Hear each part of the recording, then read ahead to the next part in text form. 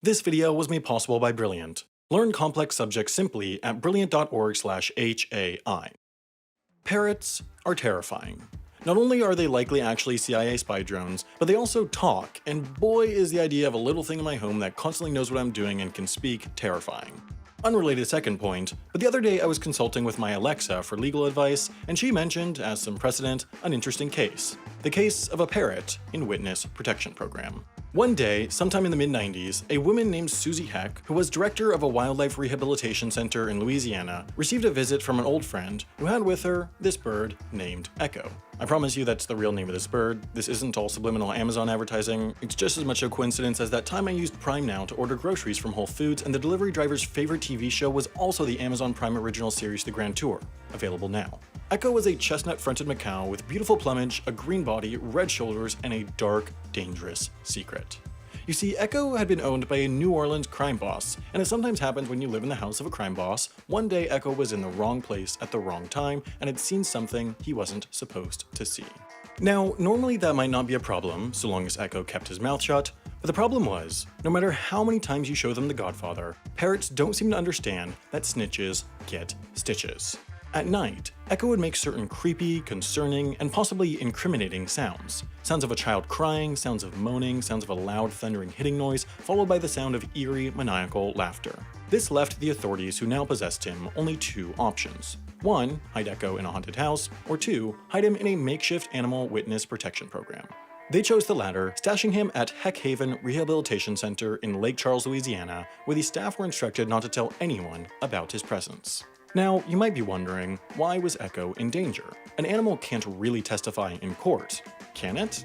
Well, there's actually a long history of animals in court. In fact, until the 18th century, animals would regularly be put on trial for their supposed crimes. They would often have legal representation from actual lawyers, human witnesses would be called, and a judge would rule on the outcome.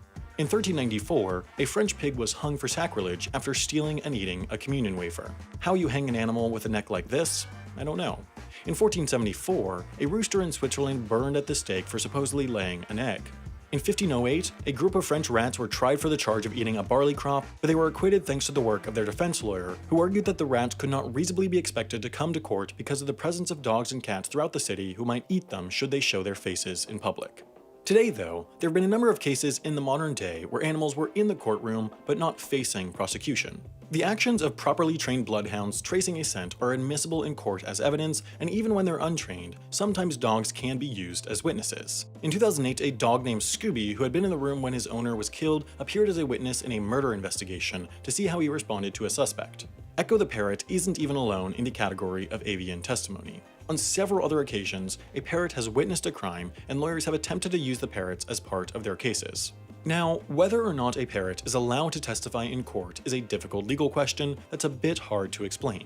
In answering it, I could do a bunch of Googling, try to understand all the legal implications of this really weird thing, not understand all of it, and then give a really short answer that I justify by saying that I don't want to bore you with the details, when actually I just don't understand the details. Not that I've ever done that. Instead, though, I've decided to get some help from someone who actually knows what they're talking about. I'll just try to keep it short because he bills by the minute. Thanks, disembodied voice. Hearsay is an out-of-court statement used for the truth of the matter asserted.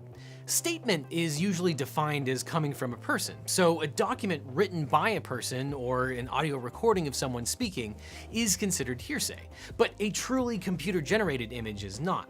So even though birds aren't people, they still arguably relay the words of a human, which brings in a hearsay problem, in the same way that you run into hearsay issues when you try to admit an audio recording into court. That said, if a parrot ever says, "Don't shoot, don't shoot," it might have heard a dying declaration, which would be an exception to the hearsay rule, and it might make that testimony relevant and admissible. But even if you get over the hearsay issue, parrot-based testimony faces an even greater problem: unfair prejudice. The Federal Rules of Evidence Rule 403 allow the judge to throw out evidence that is considered, quote, more prejudicial than probative. In other words, the risk of unfairness is higher than the relevancy of that particular evidence. Here, can we really trust a witness that is so bird-brained? And while bird law seems all cute and fuzzy, what if the animal in question turns state's evidence? When can police use animals against you? This has been actually a huge issue at the Supreme Court over the last few years. because in particular, dogs are really good at sniffing out drugs. Sure, they're man's best friend, until they narc on you. And while Polly only wants a cracker, Fido wants your crack. The Supreme Court says that using a dog at a traffic stop to sniff out drugs is not an unreasonable search and seizure. And if the dog alerts, it's sufficient for probable cause to search the whole car, which the police may not have had otherwise. That said, the police can't hold the car for an unreasonable amount of time to call in a dog. So, woof. Thanks, Devin. You can email me the invoice at brian@realengineering.com. Now, I know this will seem strange for HI viewers, but Devin is actually qualified to talk about what he's talking about because he's a real lawyer with a real YouTube channel called Legal Eagle, where he just put out a very interesting video all about hearsay in a slightly more real context, which you should check out. Now, there is one thing that parrots and I have in common. We both love to repeat the same thing. Brilliant is the best place to learn complex topics, as their courses work to break concepts down into small, intuitive chunks and then build them back up to one bigger concept. It's easy to understand small chunks, but harder to understand big concepts, so Brilliant's style of learning is perfect for these big complex topics like vector calculus, 3D geometry, gravitational physics, all things that you might think are out of reach, but truly are not with Brilliant. If you're looking for when to start, I'd personally recommend the fascinating Statistics Fundamentals course, but also, you can sign up for free at brilliant.org/HAI. Then, the first 200 people that go to that link will also get 20% off upgrading to Premium.